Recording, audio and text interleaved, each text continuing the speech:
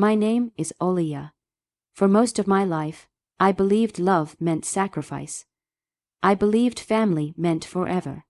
But I was wrong. It started small comments that seemed harmless at first.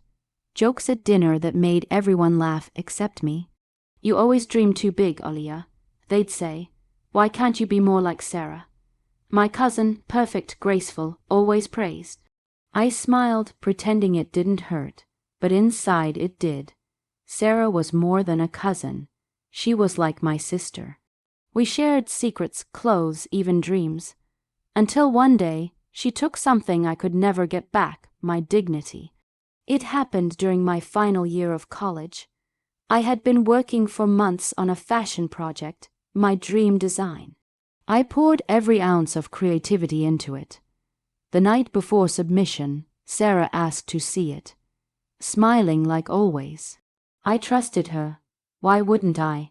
The next morning, I walked into the presentation hall and froze. There she was, Sarah, standing in front of everyone, presenting my design as hers. My heart dropped. I wanted to scream, but my voice wouldn't come out. The judges clapped. My family smiled. And I stood there, invisible. That night, I cried more than I ever had. Not just because she stole my work, but because no one believed me when I told the truth. My parents said, "Don't create drama in the family, Olia. It's just a misunderstanding." But I knew. I saw the look in Sarah's eyes. It wasn't guilt. It was victory. Days turned into weeks, and I learned to stay quiet. But silence has a way of changing you. It starts to eat you from inside. One day, I promised myself, they might have taken my voice, but not my vision. So I started again, from zero, working late nights, sketching designs on old paper, teaching myself new techniques. Every thread I stitched carried my pain, but also my power. One evening, I got a chance. A small fashion house was hosting a youth competition. No big names, no connections, just raw talent. I entered quietly without telling anyone. This time, my name was on every piece. My signature, my story, my soul. The results came out a month later. I won, not just the prize, but something more important, validation. They wanted to feature my designs in an upcoming exhibition.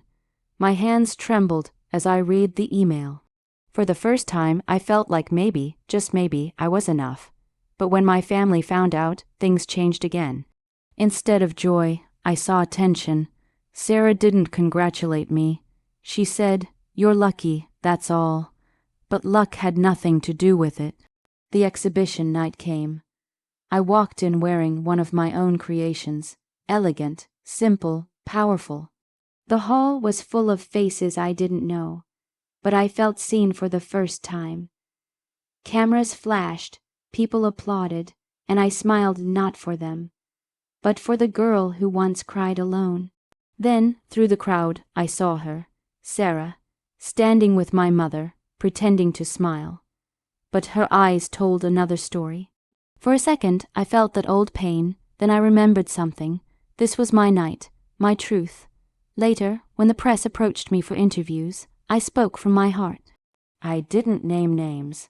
I didn't expose anyone.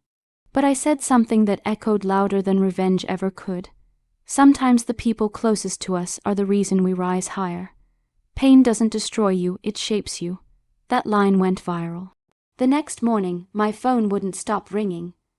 Messages, offers, collaborations. People wanted to know more about my journey.